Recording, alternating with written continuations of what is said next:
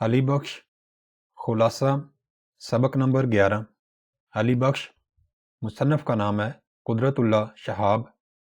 اس سبق میں مصنف نے علامہ اقبال رحمۃ اللہ علیہ کی نجی زندگی سے متعلق دلچسپ معلومات فراہم کی ہیں۔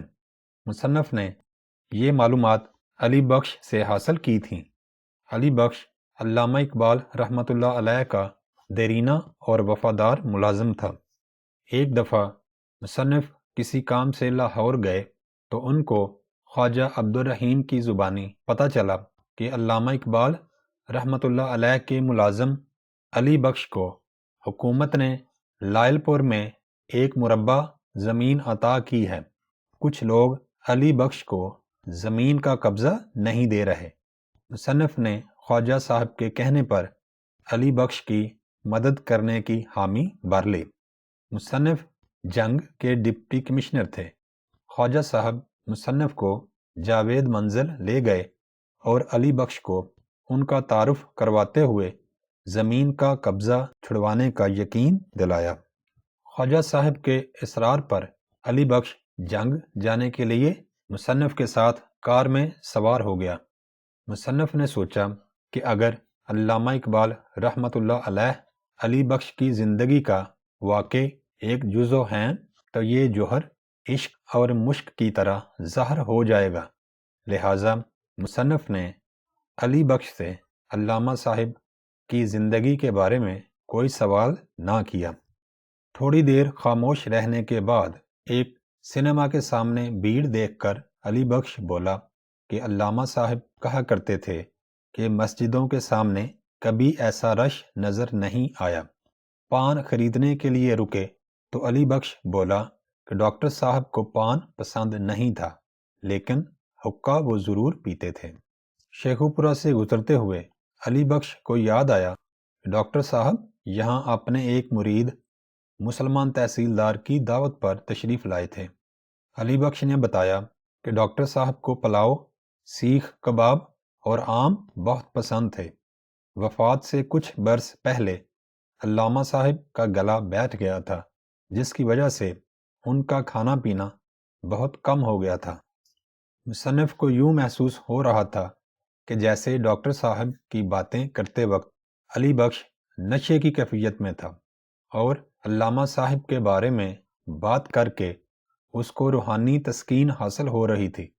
علی بخش نے بتایا کہ جب ڈاکٹر صاحب نے دم دیا تو وہ ان کے بالکل قریب تھا۔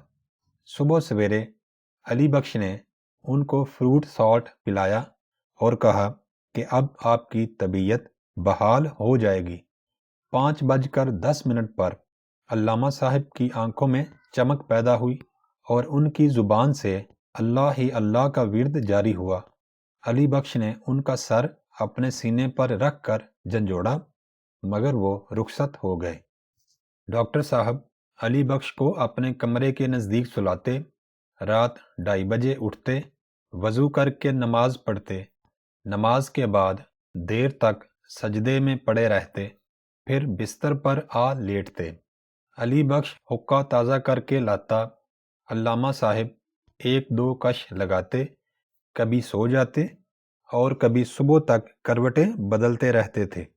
کبھی کبھار ڈاکٹر صاحب کو سوتے میں ایک جھٹکا لگتا تو وہ علی بخش کو بلاتے اور وہ علامہ صاحب کی ہدایت کے مطابق ان کی گردن کی پچھلی رگوں اور پٹھوں کو زور سے دباتا۔ علی بخش کے مطابق ڈاکٹر صاحب درویش آدمی تھے۔ گھر کا خرچ علی بخش کے ذمے تھا اور وہ کفایت شعاری سے کام لیا کرتا تھا۔ اکثر سفر کے دوران روٹی مہنگی ہونے کی وجہ سے علی بخش کھانا نہ کھاتا تو ڈاکٹر صاحب اس سے ناراض ہو جاتے اور کہا کرتے کہ ایسے بھوکا نہ رہا کرو، وقت کی ضرورت کے مطابق چلنا چاہیے۔ علی بخش نے فخریہ انداز میں بتایا کہ لائل پور کا ڈپٹی کمشنر، مال افسر اور سارا عملہ ڈاکٹر صاحب کی وجہ سے اس کی عزت کرتا ہے۔ مصنف جنگ پہنچا، ایک رات علی بخش کو اپنے ساتھ رکھا اور اگلی صبح علی بخش کو ایک فرض شناس میجسٹریٹ کپتان محبت خان کے سپرد کر دیا۔ کپتان محبت خان نے نہایت عقیدت سے علی بخش کو سینے سے لگایا اور اعلان کیا کہ وہ علی بخش کو اپنے ساتھ لائل پور لے جائے گا اور قبضہ دلا کر ہی واپس لوٹے گا۔